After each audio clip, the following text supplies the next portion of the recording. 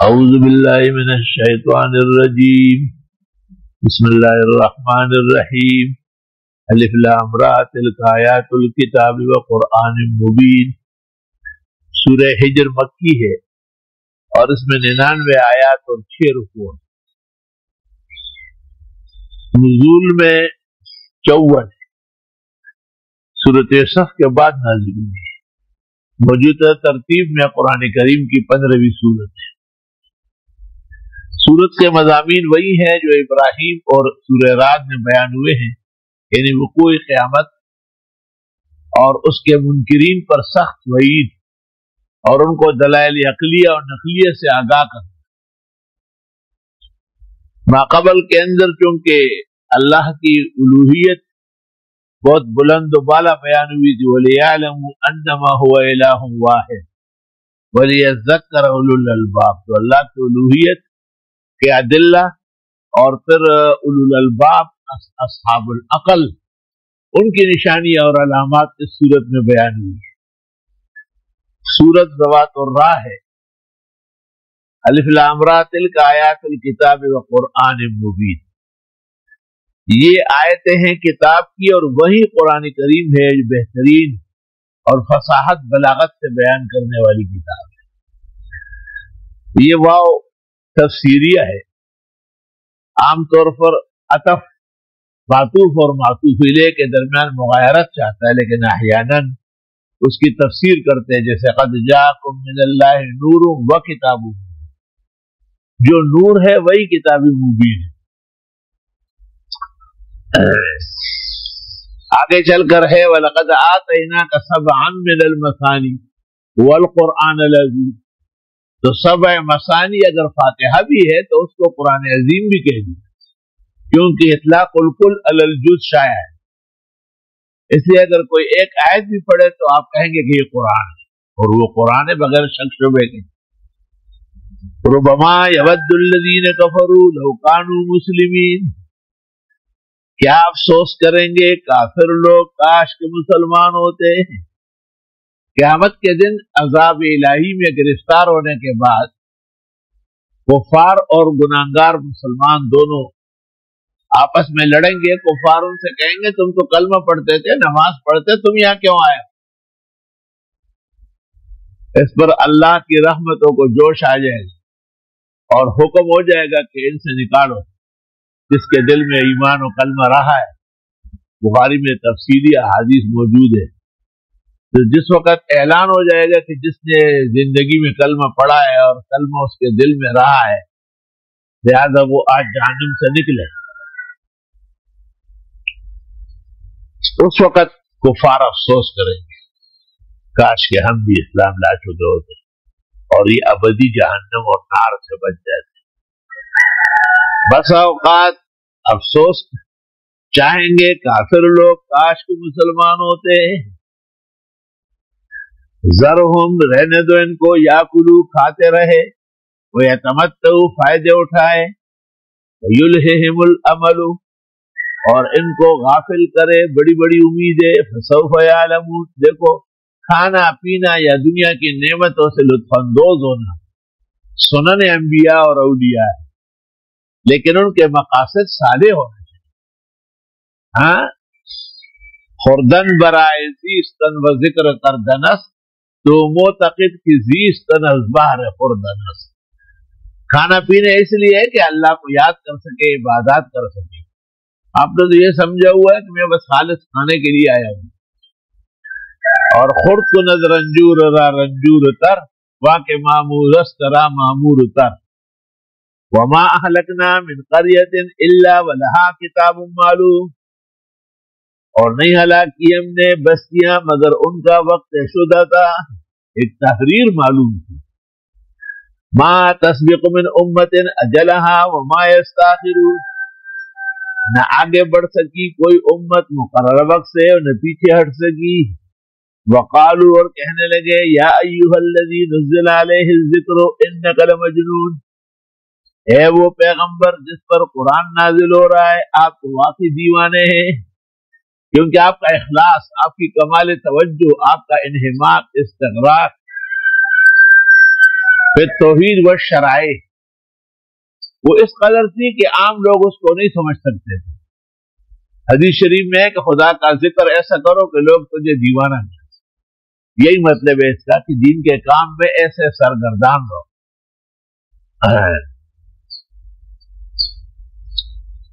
دین کے کام میں تیری میری اور چاچا اور ماما اگر داخل ہو گئے تو دین کا کیا تیا پھانچا ہو گیا. دین تو سب سے بلند و برتر ہے. ہزار خواہش کے بیگانہ از خدا باشد، فدائے یک تن بیگانہ کے اشنا باشد. ایک مولانا عبد المنان صاحب تھے دیر اسماعیل خان میں، کوئی قدیم ٹیچر تھے اسکول کے، اور وہ اس اسکول میں بھی استاد رہے جہاں حضرت مولانا مفتی محمود صاحب نے پرائمری پڑھی تھی یا مڈل پڑھا تھا.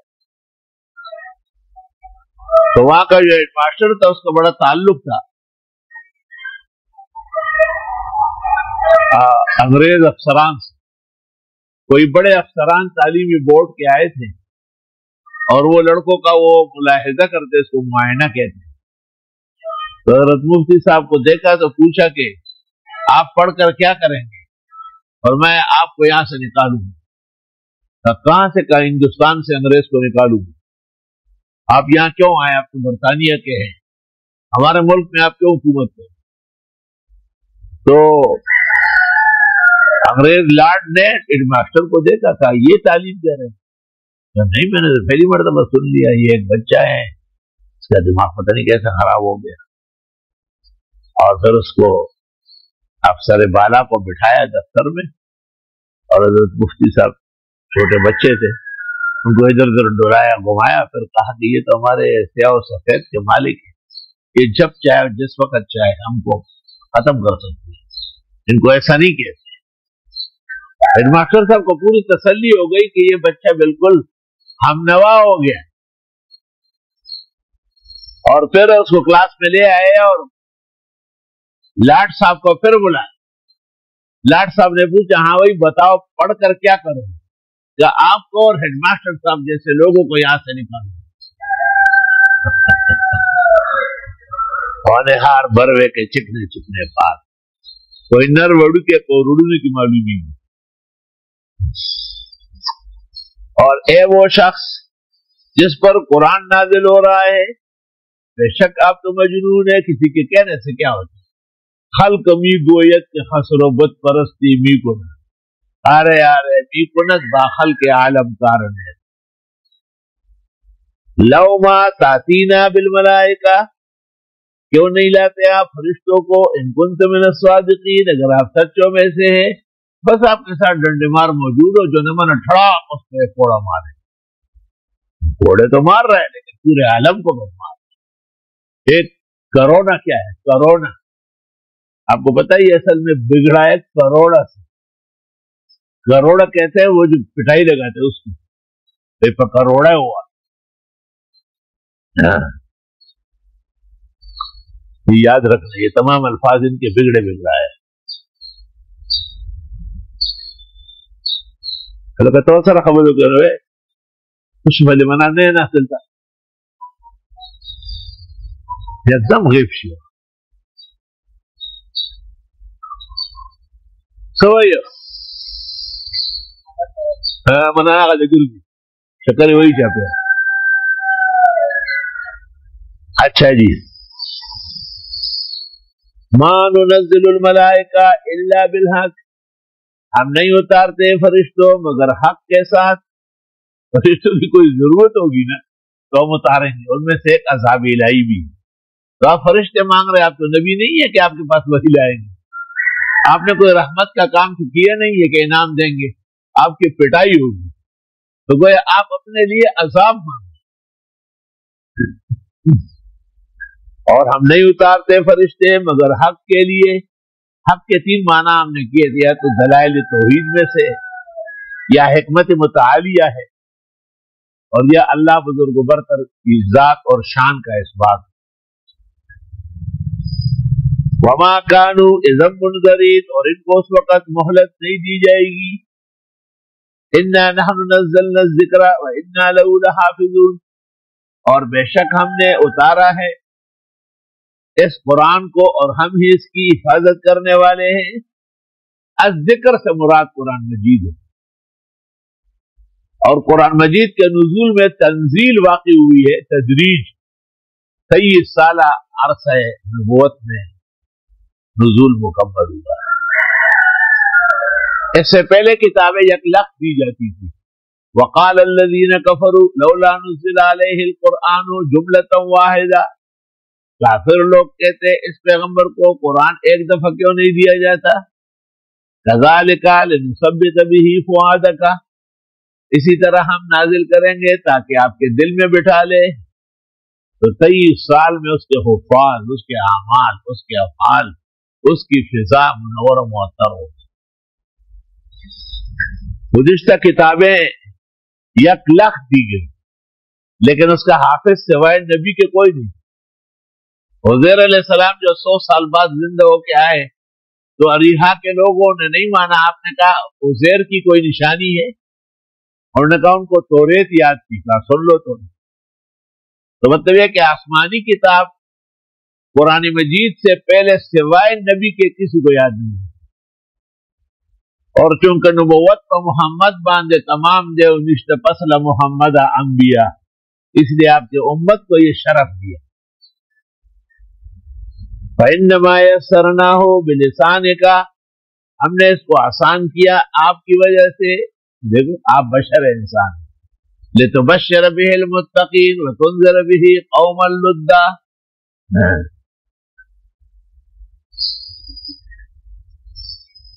اور ہم اتار چکے ہیں الذکر، ذکر مانا وہ کتاب جو قابل یاد، اس کی فصاحت، بلاغت، روانی، اعجاز، تمام کے تمام علوم مقتضی ہے کہ دل و دماغ میں روشنی کی طرح پڑی ہوئی۔ اور پھر ظاہر ہے جس پیغمبر پر نازل ہوا اس پیغمبر کی زندگی یاد ہو گئی، تو سیرت النبی اور سنت و احادیث کے انبار خانے سارے لوگ ہیں۔ پر جنہوں نے پیغمبر سے سنا تھا اور پہلے انہوں نے تعلیم و تربیت پائی تھی حضرات صحابہ، تو الاصابہ فی تمیز الصحابہ یا اسد الغابہ فی معرفت الصحابہ جیسے کتابیں وجود میں آئی۔ پھر یہ کہ کس کس شہر کے رہنے والے تھے تو موجم البلدان کی کتابیں سامنے آئیں۔ پھر یہ کہ احادیث میں کتنی قسمیں ہیں تو الروایہ و الدرایا سامنے آ گئے۔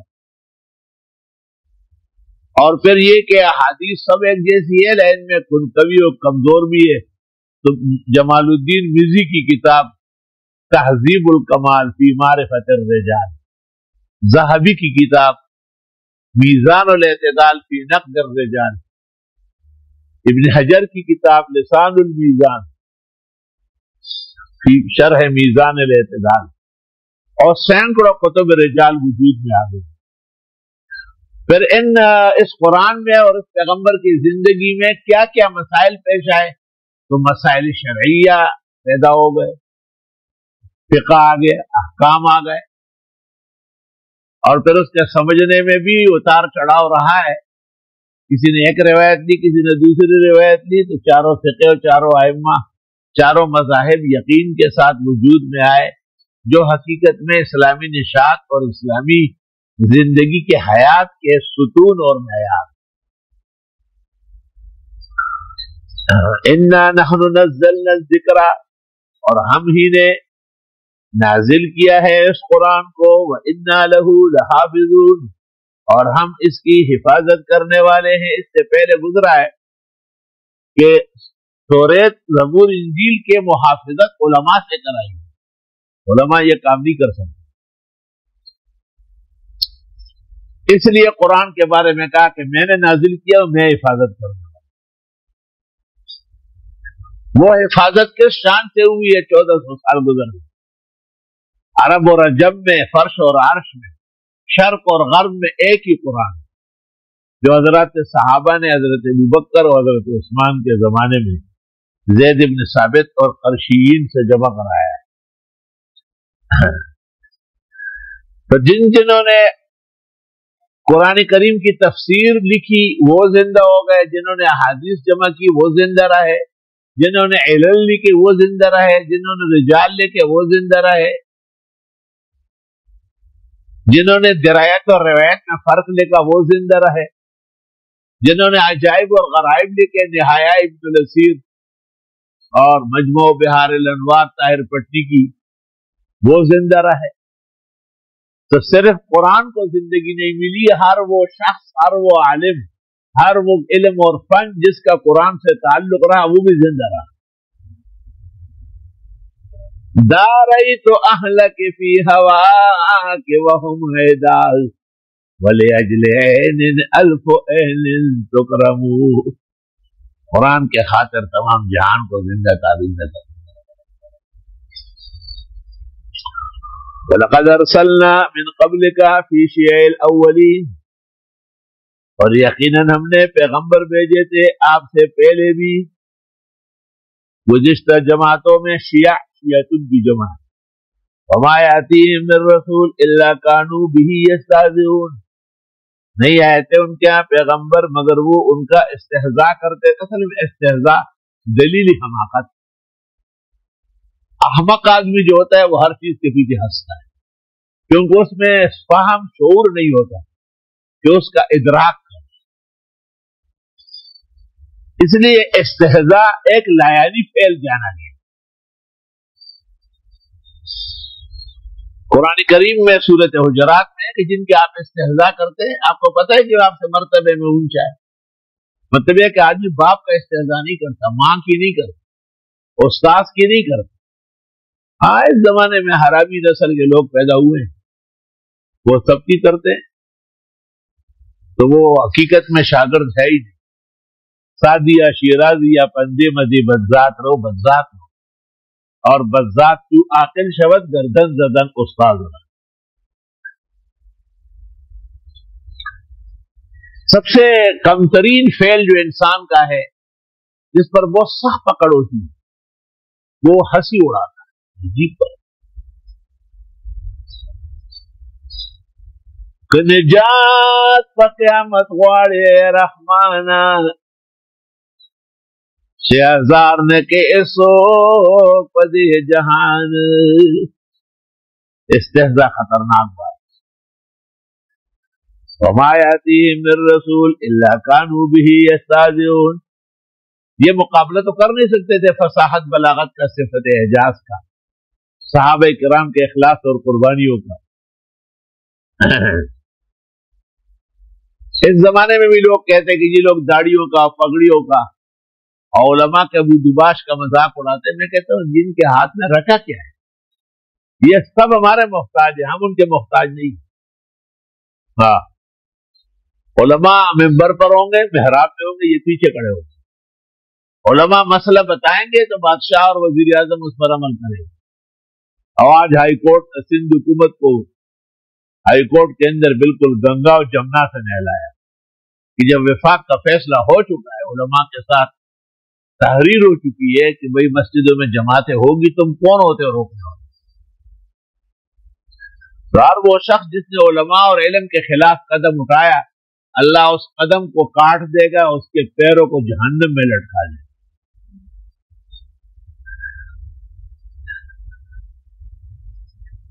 میں نے ایسے بہت لوگ دیکھے کہ جب میں اسکول جاتا تھا، میرے پاس رومال بھی ہوتا تھا، تو وہ رومال لیتے تھے، کہتے تھے او مولوی صاحب، او مولوی صاحب، او مولوی صاحب۔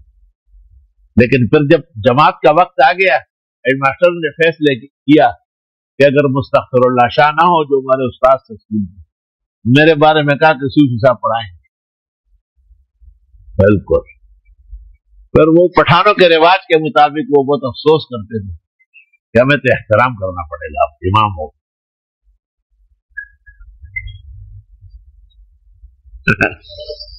پختونوں میں 7 خرابیوں کے باوجود جس کی ابتدا میں نماز پڑھے اس کا بہت زیادہ خیال ہے۔ چنانچہ ہیڈ ماسٹر صاحب ہمارے بہت بڑے عالم سابق صاحب محمد عمر کا بیٹا تھا، جو مولانا لطف اللہ علی گڑھی کے خاص الخاص شاگرد تھے۔ انہوں نے مجھے ایک موقع پہ بلایا اور مجھے کہا کہ آپ نہیں، اس استاذ کو کہا کہ یہ نہ پڑھائے، یہ بچہ ہے، ہم اس کو پڑھاتے ہیں، کہیں سختی نہ کریں۔ تو پھر وہ مستغفر اللہ شاہ خود پڑھاتے رہے۔ وہاں یہ ہوتا ہے کہ 4 بجے تک اسکول ہوتا ہے، تو فیصلہ یہ تھا کہ کم از کم ظہر کی نماز تو ہمارے ساتھ بچے پڑھے۔ چٹائیاں منگوائی گئی، سرائیاں منگوائی گئی، ہر اسکول میں تماشے لگ گئے۔ تو خدا کو یہ کرنا تھا کہ حضرت الاستاذ مولانا عبد الحنان صاحب نے مجھے، ہمارے ایک بھائی ہے عطا اللہ، اس کے ذریعے کھلوایا کہ زیارت کاکا سے میں جنازہ ہے، میں وہاں جا رہا ہوں، آپ ہمارے یہاں جمعہ پڑھا۔ میں وہاں چلا گیا، جمعے کی تقریر بھی شروع کی۔ اس زمانے میں یہ 74 کی لڑائی کون سی تھی، ناکامی ہو گئی، بنگلہ دیش جس میں بن گیا، یہ لڑائی میں پاکستان پھٹ گیا تھا۔ اس پر میں نے تقریر کی، وَلَوْ قَاتَلَكُمُ الَّذِينَ كَفَرُوا لَوَلَّوُا الْأَدْبَارَ ثُمَّ لَا يَجِدُونَ وَلِيًّا وَلَا نَصِيرًا سُنَّتَ اللَّهِ الَّتِي قَدْ خَلَتْ مِنْ قَبْلُ وَلَنْ تَجِدَ لِسُنَّتِ اللَّهِ تَبْدِيلًا۔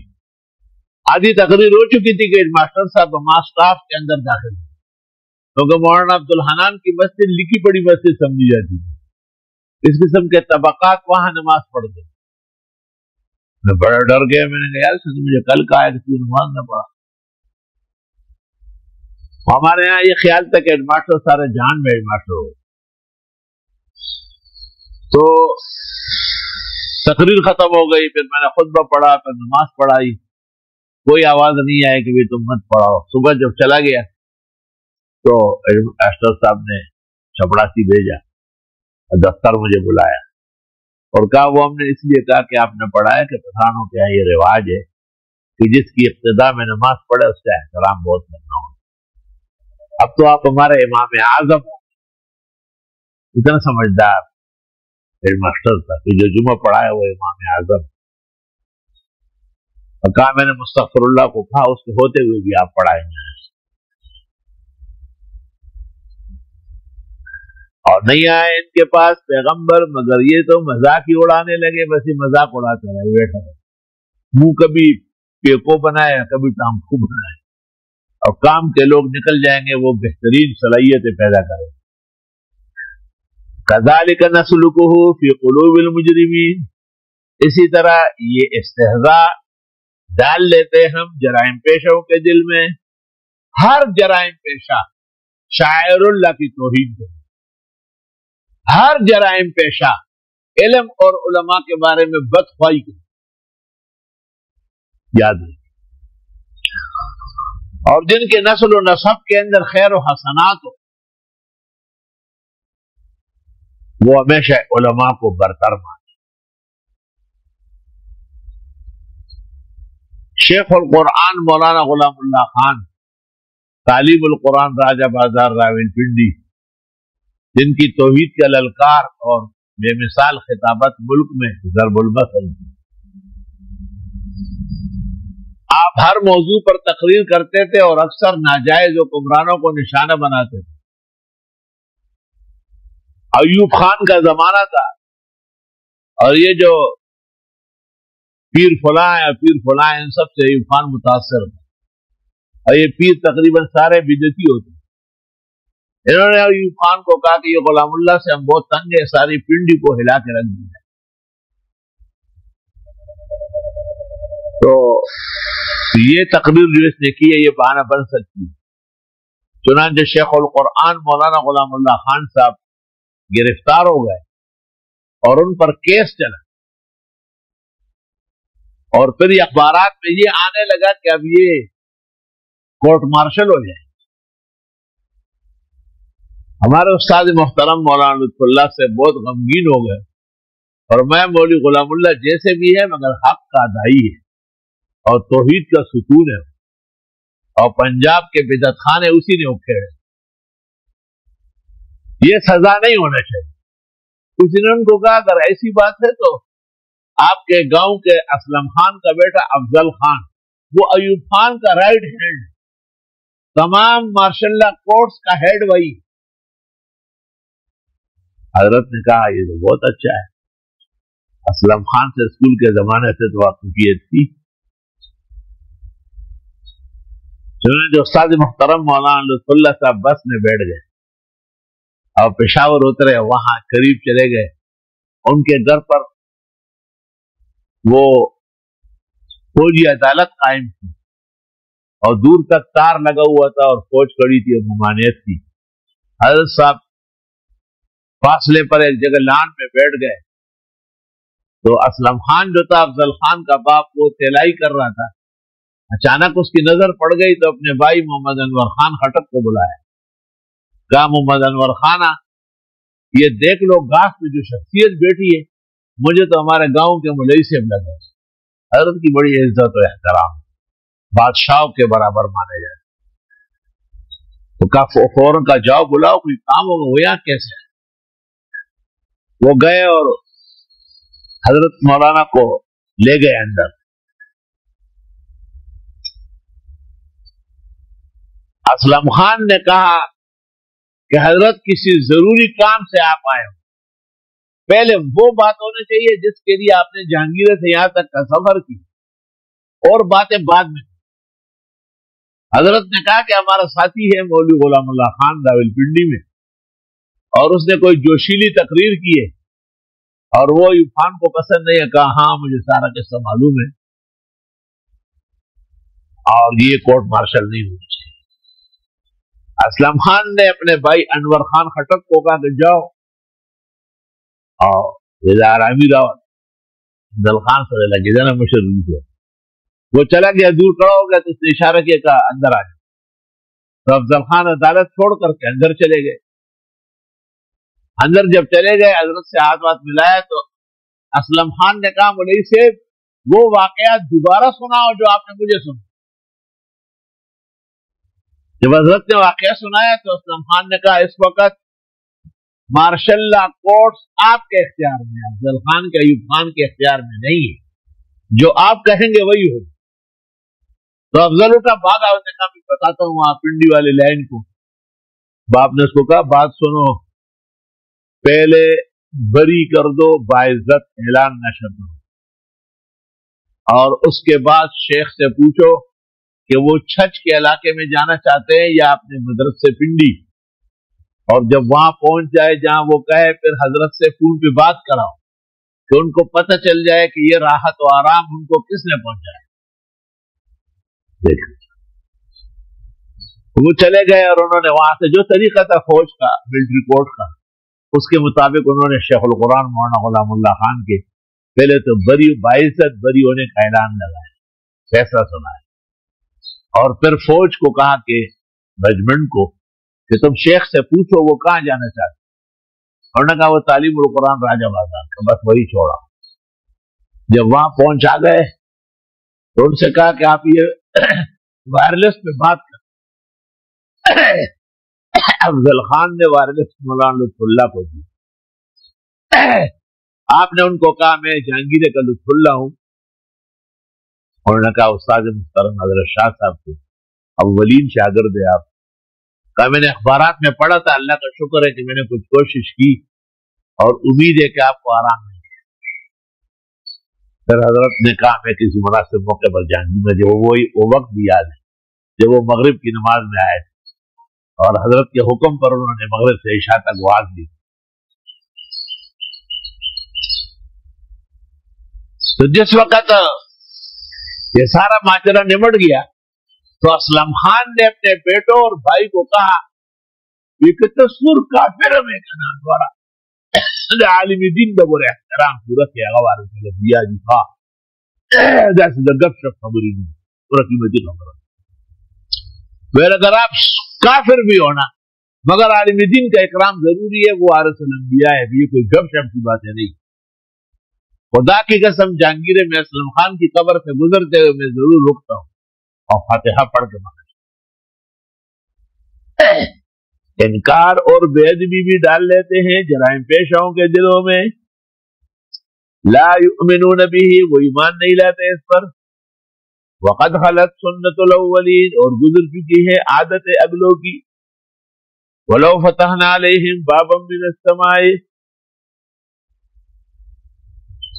اور اگر ہم کھول دے کوئی دروازہ ان پر آسمان میں سے، فَظَلُّوا فِيهِ يَعْرُجُونَ، اور یہ اس میں چڑھنے لگے، لَقَالُوا، پھر بھی کہیں گے، إِنَّمَا سُكِّرَتْ أَبْصَارُنَا، بے شک نظر بندی کی گئی ہماری آنکھوں پر، بَلْ نَحْنُ قَوْمٌ مَسْحُورُونَ، بلکہ ہم لوگ ہیں جن پر سحر ہوا ہے۔ یعنی پھر بھی معجزہ نہیں مانیں گے، انبیاء کی صداقت نہیں مانیں گے، الزامات اور تہمتیں لگیں۔ وَلَقَدْ جَعَلْنَا فِي السَّمَاءِ بُرُوجًا، اور ہم نے مقرر کیا آسمان میں برج، وَزَيَّنَّاهَا لِلنَّاظِرِينَ، اور ہم نے خوبصورت بنایا دیکھنے والوں کے لیے، ستاروں کے جو مقامات ہیں ان کو بروج کہتے ہیں۔ فلسفہ کے 12 برج علیحدہ ہے، اس کو علماء دین زیادہ توجہ نہیں دیتے، اور یہ 12 سیارات جو ہے، زحل ہے، عطارد ہے، مشتری ہے، مریخ ہے، ان کے بارے میں کہتے ہیں کہ یہ آگے پیچھے ہوتے ہیں تو روئے زمین پر احوال بدلتے۔ کہتے ہیں زحل اور عطارد نے کنجی ڈالی تھی اس طرح دونوں نے، تو وہ کنجی ختم ہو رہی تھی، لیکن مریخ دوڑتا ہوا اور ان دونوں کو ادھر اس کو بھی کنجی دی، اس کو دوڑے ہو جائے گا، اس لیے وہ بات ابھی خیال ہے کہ 12 مئی کے بعد انشاءاللہ اللہ تعالیٰ پورے عالم سے اس کو اٹھا لے گا۔ بعض لوگوں نے مختلف ملکوں کے مختلف تاریخیں نکالی، اور ہم نے بنایا آسمانوں میں بروج، قلعے، فرشتوں کے ٹھہرنے، وَزَيَّنَّاهَا لِلنَّاظِرِينَ، اور ہم نے خوبصورت بنایا دیکھنے والوں کے لیے۔ معلوم ہوتا ہے کہ عالیشان مساجد، بہترین مدارس، عمدہ تعمیرات، یہ بھی دین کے لیے دلکشا ہے اور ہونا چاہیے۔ وَحَفِظْنَاهَا مِنْ كُلِّ شَيْطَانٍ رَجِيمٍ، اور ہم نے بچایا ان کو شیطان مردود سے۔ اصل میں ان بروج میں ایک قسم کی آگ بھی پائی جاتی ہے، تو جو شیطان فرشتوں کی باہم بات چیت سننے کی کوشش کرتا ہے وہ ان کے پیچھے آگ لگا لیتے، سروٹ کا پھینک دیتے۔ اسی طرح علماء مساجد مدارس سے روئے زمین خوبصورت ہے، لیکن ہر شیطان کا پیچھے بھی یہی کرتا، وہ مرزا غلام احمد قادیانی ہو یا غلام احمد پرویز ہو یا نیاز فتح پوری ہو یا اسلم جراج پوری ہو یا غازی خان ہو یا عنایت اللہ لعنت اللہ مشرقی ہو یا اور کائنات کے ملاحدہ و زنادقہ ہو، لیکن یہ علماء اپنے زینت اور ضرورت دونوں کے ساتھ اس کا پیچھا کریں گے۔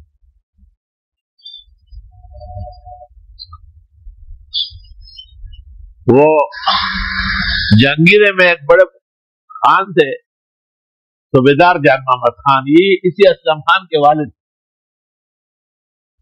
ان کا قصہ پہلے ہوا۔ تو انہوں نے ایک دن حاجی سیف الرحمان استاد محترم مولانا عبدالحنان کے بڑے بھائی سے پوچھا، یہ تاثیر ثوابی کی وسمر عالم یا ذلہ مردان، جی ہزاروں کا، یہ کیا بات ہے کہ جہاں بھی کوئی شریعت ہوتی ہے آپ کے بھائی مولوی عبدالحنان اور مولانا لطف اللہ ضرور موجود ہوتے، اور عالموں کے ہوتے ہوئے پھر خانوان چلتا نہیں۔ بھائی صاحب سیف الرحمان نے عجیب جواب دیا، انہوں نے کہا تمام مولوی جو ہوتے ہیں کسی نہ کسی خان کے ہوتے ہیں، اس کے گھر سے ان کا کھانا آتا ہے، ان کے گھر سے ان کا اناج مقرر ہے، لیکن یہ میرے بھائی اور مولانا لطف اللہ صاحب تو خود صاحب حیثیت ہے، یہ کسی خان کے مولوی نہیں ہے، یہ دین کے مولوی ہے۔ الحمدللہ۔ تو علم کے لیے جو آزادی چاہیے وہ اس معنی میں، تاکہ کوئی اس کو رکاوٹ نہ ڈالے۔ رکاوٹ ڈالنے والے بہت آئے گی، جن دیکھا نہیں جنید کو باقاعدہ کہا گیا فلاں شخص کی طرف سے ایک زبردست جواب آ جائے، فلاں شخص ایک زبردست توبہ کرے اور ایک زبردست طریقے سے اپنے ایمان و نکاح کی تجدید کرے، پھر بے شک ہم کہیں گے کہ اب وہ صاف ستھرا ہو چکا ہے، ان کے پیچھے باتیں کرنا جائز نہیں۔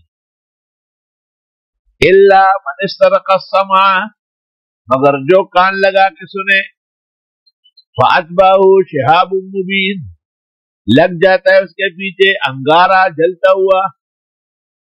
ملائک جب آپس میں بات چیت کرتے ہیں تو یہ شیطان بھی جا کے سننے کی کوشش کرتا ہے۔ ملائک کے پاس دیکھو کتنے صاف ستھرے لوگ، لیکن مارنے کا کیا ہے؟ نہ ڈنڈا، نہ سوٹا، نہ ہاکی، نہ سریا، آگ پوری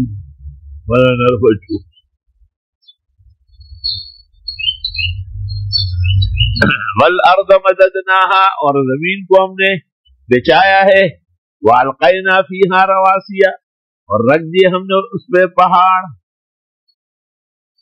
رواسی پہاڑ، راسیہ بھاری برکت دیتے، وانبتنا فیہا من کل شیء موزون، اور اگایا اس زمین میں ہر چیز موزون مناسب یا وزن سے، وجعلنا لکم فیہا معائشہ، اور ہم نے مقرر کیے تمہارے لیے بھی گزران زندگی، معاش جمع معاش کی، دنیا کی زندگی کو معاش کہتے ہیں، اخروی زندگی کو معاد۔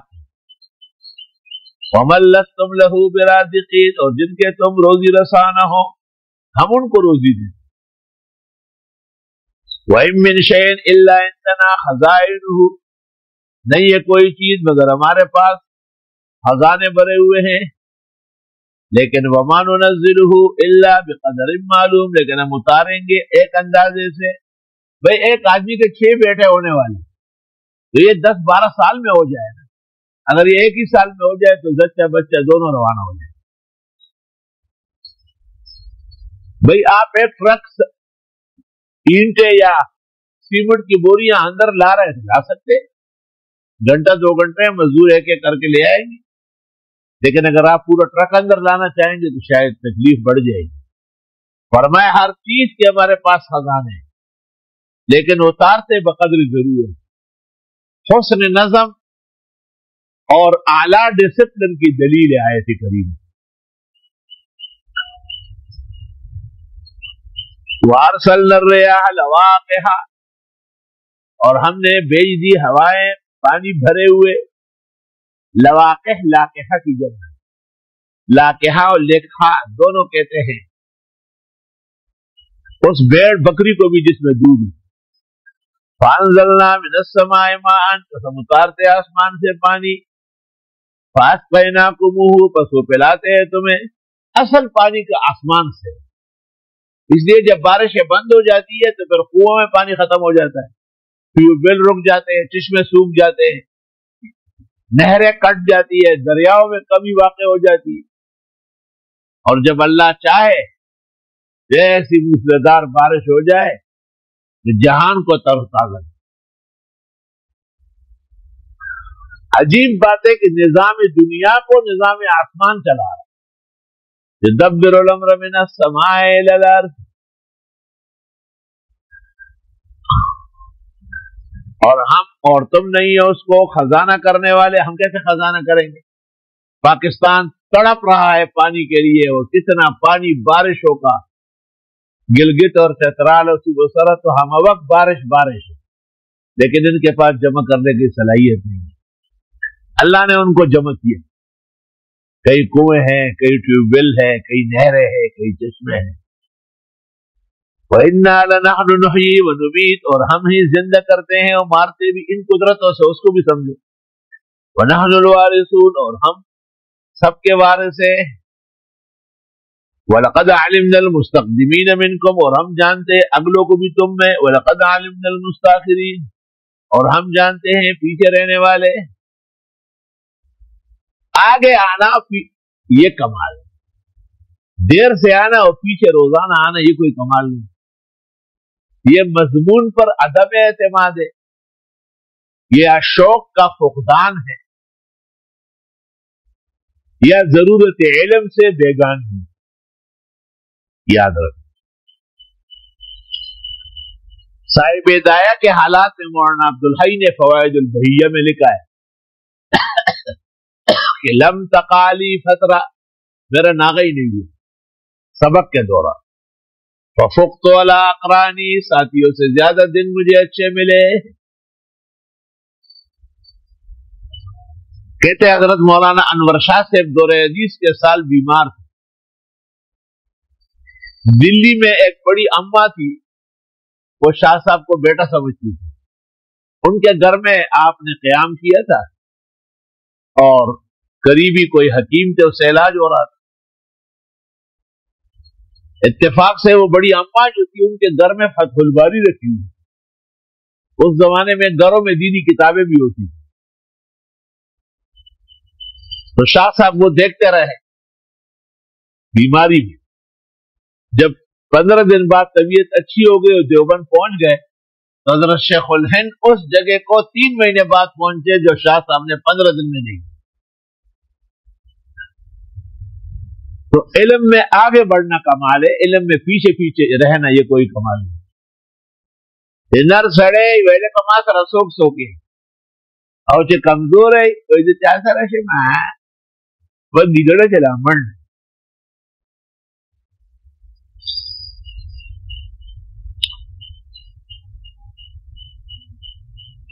اور یہ اچھی خصلت ہے، زندہ رہنا چاہیے.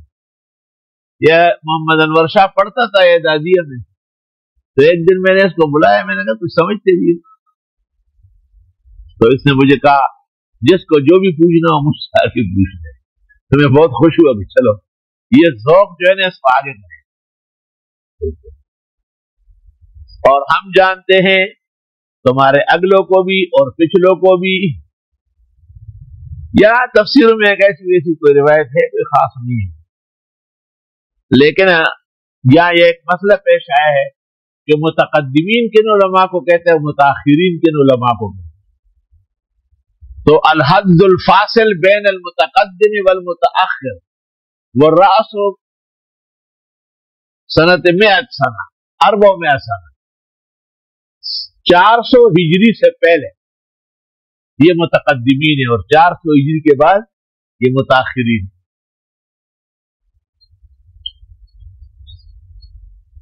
میزان الاعتدال جلد اول صفحہ 5. الحد الفاصل بین المتقدم والمتاخر وہ سنت 400 400 سال کے بعد جو علماء ہے یہ متاخرین، 400 سال سے پہلے جو ہے وہ متقدمین.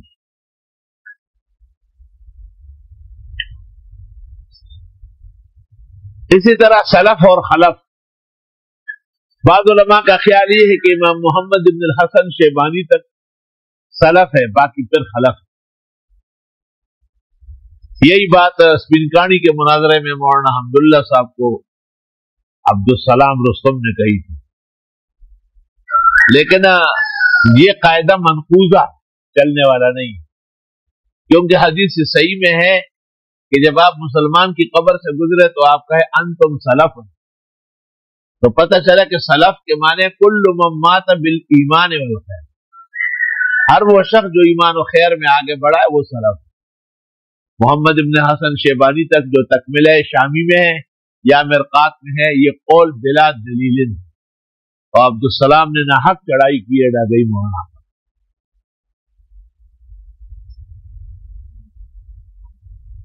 اور ہم جانتے ہیں متقدمین کو تم میں سے، اور ہم ہی جانتے ہیں متاخرین کو بھی. تو یہ کوئی شک نہیں کہ متقدمین کے علوم تو بڑے مبارک تھے، لیکن متاخرین میں بھی اللہ تعالیٰ نے بڑے بڑے بحور پیدا کیے. وَإِنَّ رَبَّكَ هُوَ يَحْشُرُهُمْ، اور تیرا پروردگار جمع کرے گا ان کو. إِنَّهُ حَكِيمٌ عَلِيمٌ، وہ خوب حکمت و علم والے ہیں. وَلَقَدْ خَلَقْنَا الْإِنسَانَ مِنْ صَلْصَالٍ مِنْ حَمَإٍ مَسْنُونٍ، اور ہم نے پیدا کیا انسان کو من صلصال بجتی ہوئی، من حمأ سیاہ، مسنون بدبودار مٹی سے. جیسے آٹا جب گوندا جاتا ہے اور اس میں خمیرہ ڈالے تو اس کا رنگ بدل جاتا ہے اور سوج جاتا ہے، وہ اوڑے چ خمیرہ چھ دی ویڈ اوڑے نہ دوشی. اس طرح آدم علیہ السلام کی تخلیق کے لیے جو مٹی تیار کی گئی تھی وہ بھی اس طرح خمیری کی گئی تھی، خمیری کی گئی تھی. اور مٹی کیا تھی؟ ٹھیکری، سیاہ، مسنون. لم یتسنہ، بدبودار. بھئی تخلیق تو اس طرح ہوتی ہے، جو مادہ رحم میں گرتا ہے وہ کون سا مبارک ہے؟ یقیناً اس سے حسین جمیل انسان اللہ پیدا فرماتے ہیں. قدرت کی کارستانی. اب وہ فلاسفہ جمع ہو گئے تھے اور انہوں نے اس پر تحقیق کرنا چاہا کہ انسان کی پیدائش کا مقصد کیا. آخری فیصلہ یہ ہوا کہ کھانا پینا، بس زور لگائے اور خوب کھائے اور نان بخور اور گھر بھر. ایک عقل مند نے ان سے کہا یہ بات بالکل غلط ہے، کیونکہ انسان اعلیٰ روٹی، عمدہ کباب، شاندار سالن کھاتا ہے اور پھر نکلتا کیا ہے؟ گند بلا، بدبودار. اور دنیا کی جو مشینری ہے اس میں آپ کچا مال ڈالے، بگڑے بگڑے ڈالے، اور دیکھو کتنا شاندار دھاگا نکلے گا، کتنا بہترین مال بن کے آئے گا. یہ تو خدائی مشین انسانی مشین سے بھی گھٹیا ہے. تو فلاسفہ نے عالم سے پوچھا کہ پھر؟ اس نے کہا وما خلقت الجن والانس الا لیعبدون. جن اور انس کے پیدائش کا مقصد خالص عبادت الہی کرنا ہے. عبادت کرنے سے دیکھو نوجوان بھی چمک جاتا، بوڑھا بھی منور ہو جاتا، اور انسان کی انسانیت اور تہذیب سامنے آ جاتی ہے. ورنہ بغیر عبادت کے تو بہت ہی تکلیف اور پریشانی دیتی. زندگی آمد برائے بندگی اور زندگی بے بندگی شرمندگی.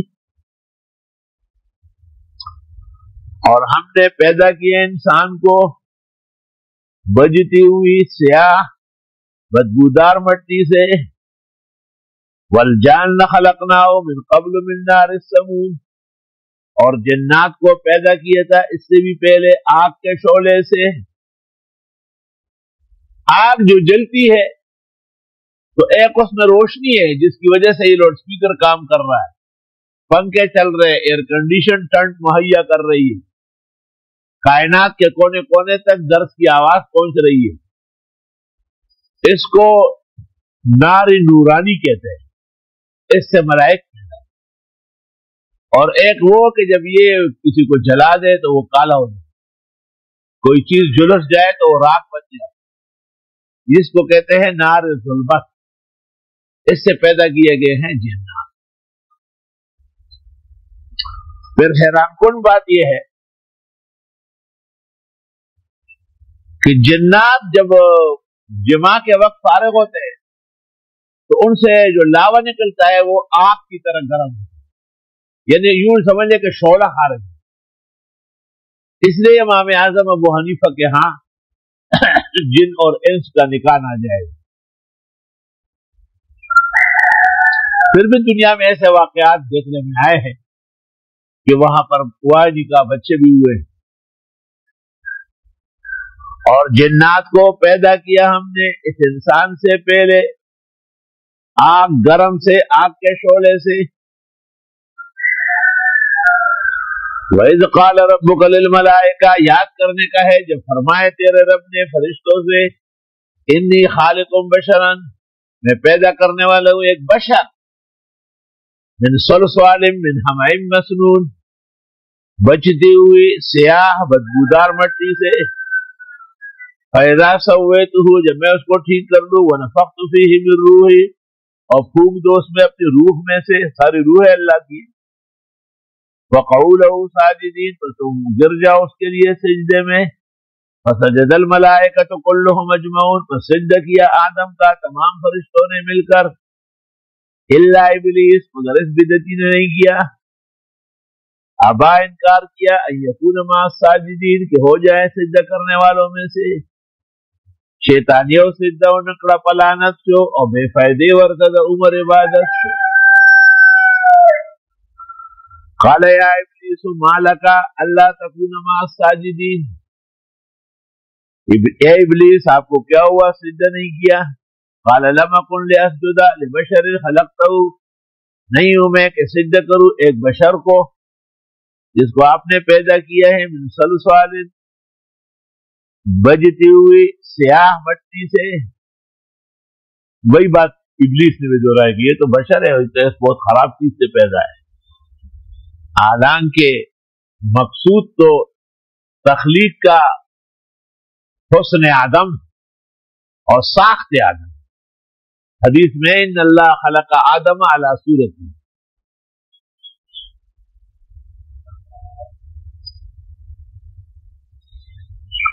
اللہ اکبر.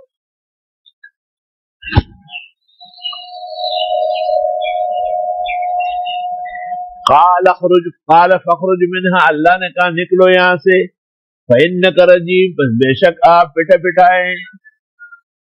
وإن عليك اللعنة إلى يوم الدین، اور آپ پر لعنت ہو قیامت کے دن تک. خدا تعالیٰ کے احکام نہ ماننے کے بعد رحمت نہیں ہوتی، لعنت ہوتی. قال رب فانظرنی إلى يوم يبعثون، ابلیس نے کہا پس مجھے مہلت دے قیامت کے دن تک. قال فإنك من المنظرین، بس آپ کو مہلت دے دی گئی. الى یوم الوقت المعلوم، وقت معلوم تک. بعض لوگ کہتے کہ جی یہ دعا کرے کہ مستجاب الدعوات بن جائے، یہ خلاف سنت. مستجاب الدعوات یہ دعا نبیوں نے نہیں کی. اللہ کی مرضی ہے، جس دعا کو چاہے قبول کرے. حضرت نے 3 کی، 2 قبول ہوئی، 1 نہیں ہوئی. ایسا مستجاب الدعوات تو ابلیس تو اس نے نہ مہلت دے کر لے تو مہلت دفع ہو جائے. قال رب بما اغویتنی، کہنے لگا ہے پروردگار کیونکہ آپ نے مجھے اغوا کیا، یعنی گمراہ کیا. لَأُزَيِّنَنَّ لَهُمْ فِي الْأَرْضِ، خوبصورت دکھاؤں گا ان کو زمین میں. وَلَأُغْوِيَنَّهُمْ أَجْمَعِينَ، اور بہکاؤں گا ان سب کو. إِلَّا عِبَادَكَ مِنْهُمُ الْمُخْلَصِينَ، مگر آپ کے خاص بندے جو چنے ہوئے ہو وہ کچھ نہیں بگاڑ سکیں گے. قَالَ هَذَا صِرَاطٌ عَلَيَّ مُسْتَقِيمٌ، حق تعالیٰ نے کہا یہ میرا راستہ بالکل سیدھا ہے. إِنَّ عِبَادِي لَيْسَ لَكَ عَلَيْهِمْ سُلْطَانٌ، میرے بندوں پر نہیں چلے گا تیرا کوئی غلبہ. إِلَّا مَنِ اتَّبَعَكَ مِنَ الْغَاوِينَ، مگر جو آپ کا اتباع کر لے وہی بہکے گا. وَإِنَّ جَهَنَّمَ لَمَوْعِدُهُمْ أَجْمَعِينَ، اور جہنم کا وعدہ ہے ان سب سے. لَهَا 7 أَبْوَابٍ، اس کے 7 دروازے ہیں. اور دروازوں کے عجیب عجیب نام ہیں. حَطَمَہ، حاویہ، لَظَا، سقر، جہنم، سعیر، یہ 7 نام. اسی طرح جنتیں بھی 7 ہے. دار السلام ہے، جنت الماوا ہے، جنت عدن ہے، جنت نعیم ہے، اور سب سے اعلیٰ اور 5 جنت الفردوس.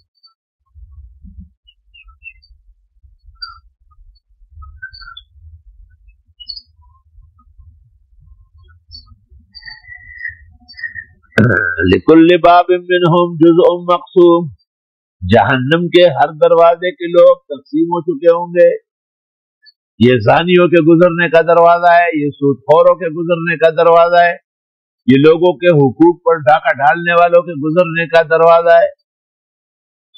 إِنَّ الْمُتَّقِينَ فِي جَنَّاتٍ وَعُيُونٍ، بے شک پرہیزگار جنتوں میں ہوں گے اور چشموں میں. ادخلوها بسلام آمنین، داخل ہو جاؤ اس میں سلام اور امن سے. وَنَزَعْنَا مَا فِي صُدُورِهِم مِّنْ غِلٍّ، اور ہم نکال دیں گے ان کے سینوں سے کھوٹ. إِخْوَانًا عَلَى سُرُرٍ مُتَقَابِلِينَ، بھائی بھائی ہوں گے چپرکٹوں پر آمنے سامنے بیٹھ کر.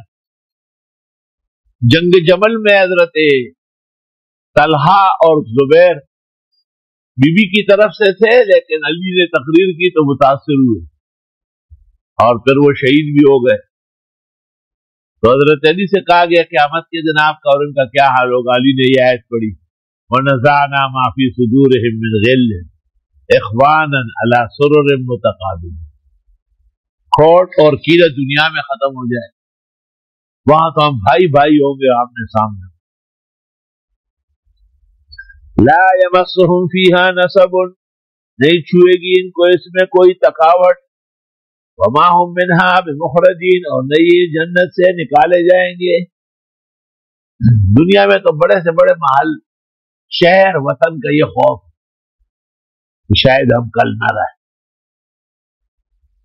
مرا در منزلی جانا چه امن و عیش تو ہر دم، جرس پر یاد بھی دارد کے بربندید محمل ہاں۔ ایسے گھروں میں اور محلات میں کیا خوشی کہ گھنٹال بج رہا ہے کہ بس سفر تیار ہے، روانہ۔ نبے بازی، بتاؤ میرے بندوں کو، انی ان الغفور الرحیم، کہ بے شک میں بخشنے والا رحم والا ہوں۔ بسم اللہ الرحمن الرحیم۔ نبے بازی، بتاؤ میرے بندوں کو، انی ان الغفور الرحیم، بے شک میں بخشنے والا رحم والا ہوں۔ وان عذابی هو العذاب العلیم، اور میرا عذاب بھی عذاب دردناک ہی ہوگا۔ ونبئہم عن ضیف ابراہیم، بتا دیں ان کو ابراہیم علیہ السلام کے مہمانوں کا۔ ابراہیم علیہ السلام کی شان و شوکت کئی وجوہ سے سربلند ہے، ایک یہ بھی ہے کہ بڑے مہمان نواز، کہتے گھر کے باہر پھیلتے تھے، کوئی اجنبی مل جاتا تو ساتھ لے جاتے کھانا کھلانے۔ اذ دخلوا علیہ، جب مہمان آ گئے ان کے پاس، فقالوا سلاما، انہوں نے کہا السلام علیکم۔ قال انا منکم وجلون، حضرت نے کہا ہم کو تم سے ڈر لگتا ہے۔ قالوا لا توجل، انہوں نے کہا ڈرنا نہیں، انا نبشرک بغلام علیم، ہم بشارت دیتے آپ کو ایک لڑکے کی جو علم والا ہوگا۔ اللہ اکبر، کیونکہ یہ حضرت اسحاق کی بشارت اور حضرت اسماعیل کی صفات سے پھر حلیم ہے، کیونکہ ان پر بہت بڑا امتحان اور آزمائش آ رہا تھا۔ قالا بشرتمونی، حضرت نے کہا تم خوشخبری دیتے ہو مجھے، الا ام مسنی الکبر، حالانکہ بڑھاپا مجھے پہنچ چکا ہے، فبم تبشرون، کیا خوشخبری دے رہے ہو؟ قالوا بشرناک بالحق، فرشتوں نے کہا ہم خوشخبری دے رہے صحیح طرح، فلا تکن من القانتین، آپ مایوسوں میں سے نہ ہو۔ قال ومن یقنط من رحمت ربہ الا الضالون، مایوس نہیں ہوتا ہے رحمت رب سے مگر گمراہ لوگ۔ اسباب کے بارے میں تو پوچھا جا سکتا۔ قال فما خطبکم ایھا المرسلون، حضرت نے فرشتوں سے کہا اس کے علاوہ کیا مہم ہے تمہارا اے ملائک، صرف خاص خوشخبری کے لیے تو نہیں ہے۔ قالوا انا ارسلنا الى قوم مجرمین، فرمایا ہم کو بھیجا گیا ہے جرائم پیشہ لوگوں کی طرف، الا آل لوط، مگر حضرت لوط کے متبعین بچیں گے، انا لمنجوہم اجمعین، ہم ان سب کو بچائیں گے، الا امرأتہ، مگر حضرت کی بیوی کو نہیں جو دیکھتی تھی۔ قدرنا انہا لمن الغابرین، ہم نے طے کیا ہے کہ وہ پیچھے رہنے والوں میں ہوگی۔ پیچھے رہنے والا میں تو یہ کہ وہ پیچھے کا جو حصہ اس کو استعمال کرتے تھے اور یہ خوش ہوتی تھی، اور یا یہ کہ حکم تھا کہ سب چلو نکلو، پیچھے مڑ کے نہ دیکھنا، وہ بار بار پیچھے دیکھتی۔ فلما جاء آل لوط المرسلون، جب حضرت لوط کے پاس فرشتے آئے، قال انکم قوم منکرون، حضرت نے کہا تم تو مہمان عجیب سے ہو۔ قالوا بل جئناک بما كانوا فيه يمترون، کہنے لگے ہم آئے آپ کے پاس وہ عذاب لے کر جس میں یہ شک کرتے تھے، امترا یمتری کے معنی شک کر، واللہ انها لفریہ ما فیہ مریا، وآتیناک بالحق، اور ہم آئے ہیں آپ کے پاس حق لے کر، وإنا لصادقون، اور ہم سچے فرشتے ہیں۔ فَأَسْرِ بِأَهْلِكَ بِقِطْعٍ مِّنَ اللَّيْلِ، بس لے چلیے ماننے والوں کو رات کے ایک حصے میں، وَاتَّبِعْ أَدْبَارَهُمْ، پیچھے چلے ان کے، وَلَا يَلْتَفِتْ مِنكُمْ أَحَدٌ، اور کوئی پیچھے مڑ کے نہ دیکھے، وَامْضُوا حَيْثُ تُؤْمَرُونَ، جاؤ جہاں تمہیں حکم ہوا ہے، اس آبادی سے باہر نکلو۔ وَقَضَيْنَا إِلَيْهِ ذَلِكَ الْأَمْرَ، اور ہم نے فیصلہ کیا تھا ان کے بارے میں یہ ان دابر ہؤلاء مقطوع مصبحین کہ جڑے ان لوگوں کی کٹ کے رہے گی صبح صبح. وجاء اہل المدینہ یستبشرون اور آ گئے شہر کے لوگ خوش ہو رہے تھے. قال ان هؤلاء ضیفی فلا تفضحون حضرت نے کہا یہ میرے مہمان ہیں نا مجھے کیوں رسوا کرتے. واتقوا اللہ اللہ سے ڈرو ولا تخزون اور میری بےزتی مت کرو. قالوا اولم ننهك عن العالمین کیا منع نہیں کیا تھا آپ کو کائنات سے.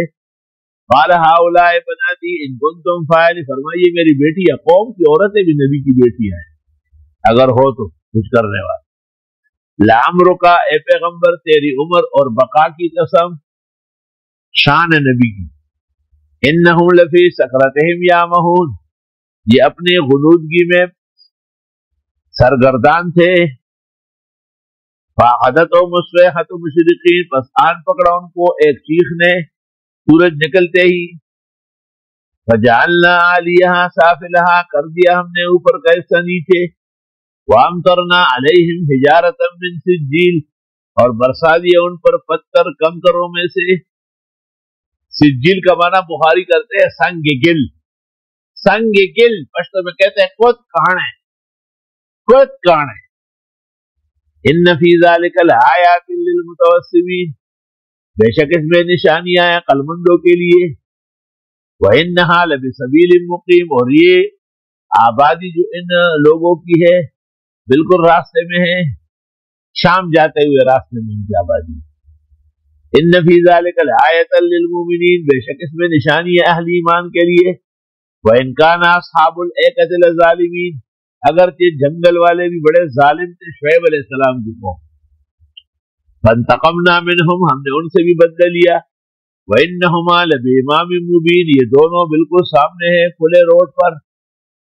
وَلَقَدْ كَذَّبَ أَصْحَابُ الْحِجْرِ الْمُرْسَلِينَ یقیناً تکذیب کی تھی سمودیوں نے پیغمبروں کی. اصحاب الحجر سے مراد سمودی بڑے بڑے پہاڑوں کو تراش کے بڑے بڑے پتھروں کو گھر بناتے. کیونکہ انبیاء اصول اسلام میں یکساں ہوتے تو ایک پیغمبر کی تکذیب سب کی تکذیب ہے. وَآتَيْنَاهُمْ آیَاتِنَا اور ہم نے دین کو نشانیاں. فَكَانُوا عَنْهَا مُعْرِضِينَ یہ اس سے منہ موڑتے تھے. وَكَانُوا يَنْحِتُونَ مِنَ الْجِبَالِ بُيُوتًا آمِنِينَ اور تھے کہ تراشتے تھے پہاڑوں کو گھروں کے لیے امن سے رہنے کے لیے. وہاں جانا ہوا ہے دیکھا بھی ہے بہت افسوس ہوا بعد میں کہ آنا ہی نہیں چاہیے تھا منع فرمایا. اور پھر فوراً ہم وہاں سے واپس ہو کے مکہ جا کے ہم نے عمرہ کیا. معافی پیغمبر نے کہا کہ اصحاب الحجر سمودیوں کے کنڈرات سے نہ گزرے اگر بہت مجبور ہوئے تو روتے ہوئے اور سب نیچے کر دیے. ان پر اب بھی وہی عذاب نازل ہو رہا ہے جو اس وقت نازل ہو رہا ہے. حیران کن بات ہے کہ اکثر پہاڑوں کی شکل اونٹنی کی اور اونٹنی کا دودھ جس برتن میں نکلتا تھا ایک بڑے لمبے پتھر کے ٹکڑے کی شکل میں موجود. جو دودھ بٹتا تھا وہ پیمانہ بھی ساتھ رکھا لیکن وہ پتھر کی شکل ہے. اور جدھر اونٹنی قتل ہوئی ہے وہاں پر بھی بہت سارے اونٹنیوں کی شکل ہے لیکن احجار میں. فاخذتهم الصیحۃ مصبحین بس آن پکڑا ان کو ایک چیخ نے صبح صبح. فما اغنى عنهم ما كانوا يكسبون کام نہیں آیا ان کو جو وہ کماتے تھے. وما خلقنا السماوات والارض اور ہم نے پیدا نہیں کیا آسمان و زمین. وما بینہما جو ان کے درمیان میں الا بالحق مگر حق جاننے کے لیے. وان الساعۃ لآتیۃ اور قیامت آنے والی ہے. فاصفح الصفح الجمیل بس درگزر کیجئے درگزر کرنا بہترین. وہ انگریزوں کا جو دور تھا نا اور اسلامی خلافتیں ٹوٹ گئی تو پولیس کو انگریز نے کہا تھا کہ یہ جو طالب علم جگہ جگہ بیٹھے رہتے ہیں ان کی پٹائی لگا. تو ایک طالب علم سے پوچھے کہ آپ کا نام کیا ہے. اس نے کہا میرا نام کہا فاصفح الصفح الجمیل. تو یہ کیسا نام ہے. دوسرے سے پوچھا آپ کا کیا نام ہے. قدری یوقد. تیسرے سے کہا آپ کا کیا نام ہے کہ منی یمنا. وَعَلَىٰ أُمَمٍ مِّمَّن مَّعَكَ، ان کا باپ لکھے گئے تو جاؤ یہاں سے. ان ربک هو الخلاق العلیم، بے شک تیرا رب پیدا کرنے والے خوب جاننے والے ہیں. وَلَقَدْ آتَيْنَاكَ سَبْعًا مِّنَ الْمَثَانِي، اور ہم نے دیا آپ کو 7 آیتیں جو دوہرے مقام کے ہیں. حدیث شریف میں ہے یہ فاتحہ ہے. والقرآن العظیم، و قرآن عظیم بھی فاتحہ ہے. یعنی فاتحہ کا ایک نام سبع مثانی ہے، دوسرا قرآن عظیم، کیونکہ قرآن کی ہر آیت اصل میں قرآن. مفسرین نے بہت کچھ لے دیکھی ہے لیکن حاصل یہی نکلا کہ فاتحہ مراد ہے. سبع مثانی اس لیے بھی ہے کہ 7 آیتیں ہیں. امام اعظم نے لفظ مثانی سے استدلال کیا ہے کہ نماز کی 2 رکعتوں میں قرات فرض ہے، آخری 2 میں تو اختیار ہے، چاہے خاموش رہے، ذکر تسبیح کرے. اور والقرآن العظیم سے استدلال کیا گیا کہ فاتحہ کے بعد قرآن میں سے کئی سے بھی پڑھ سکتے ہیں، کوئی ممانعت نہیں کہ یہ جگہ پڑھو یہ نہ پڑھو. ابو سعید ابن معلہ کا واقعہ اس میں مشہور ہے. لا تمدن عینیک الی ما متعنا به ازواجا منهم، نہ اٹھائے آنکھ آپ ان چیزوں کی طرف جو ہم نے دی ہے ان کو، کچھ لوگوں کو، ان میں اتنی بڑی دولت ہم نے آپ کو دی. ولا تحزن علیہم، غمگین بھی نہ ہو ان کے بارے میں. واخفض جناحک للمؤمنین، اور جھکائیے بازو مسلمانوں کے لیے. اتنا بڑا قرآن، اتنا بڑا درس، اتنا بڑا بیان اللہ نے آپ کو دیا، آپ کو دنیا کی کیا ضرورت. آیت میں اشارہ ہے کہ اکتفا بالدین بہت بڑا غنا ہے. وقل، اور آپ فرمائیے، انی انا النذیر المبین، میں ڈرانے والا ہوں کھل کر. کما انزلنا علی المقتسمین، جیسے ہم نے اتارا تھا وہی تقسیم کرنے والوں پر. الذین جعلوا القرآن عضین، وہ جنہوں نے آسمانی کتاب کے ٹکڑے پارے کیے. فوربک لنسألنہم اجمعین، تیرے رب کی قسم ہم پوچھیں گے ان سب سے. عما کانوا یعملون، وہ جو یہ عمل کرتے تھے. فاصدع بما تؤمر، بیان کرے کھل کر جیسے آپ کو حکم. وَأَعْرِضْ عَنِ الْمُشْرِكِينَ، اور رہنے دے مشرکوں کو، بے دینوں کی کوئی پرواہ نہ کر. اِنَّا كَفَيْنَاكَ الْمُسْتَهْزِئِينَ، ہم کافی ہے آپ کی طرف سے مذاق اڑانے والوں کے لیے. الَّذِينَ يَجْعَلُونَ مَعَ اللَّهِ إِلَٰهًا آخَرَ، وہ جو بناتے اللہ کے سوا معبود اور. فَسَوْفَ يَعْلَمُونَ، قریب جان لیں گے. وَلَقَدْ نَعْلَمُ، تسلی پیغمبر کو، ہم جانتے ہیں. أَنَّكَ يَضِيقُ صَدْرُكَ بِمَا يَقُولُونَ، کہ تنگ ہوتا ہے آپ کا سینہ ان کی باتوں سے. تو سینے کی تنگی کیسے دور ہوگی؟ فَسَبِّحْ بِحَمْدِ رَبِّكَ، تسبیح کرے اور رب کا حمد بھی. وَقُم مِّنَ السَّاجِدِينَ، اور زیادہ سے زیادہ سجدے کرے، اس سے غم دنیا ختم ہو. اور وَاعْبُدْ رَبَّكَ، رب کی عبادت جاری رکھے. حَتَّىٰ يَأْتِيَكَ الْيَقِينُ، یہاں تک کہ آپ کو موت آ جائے.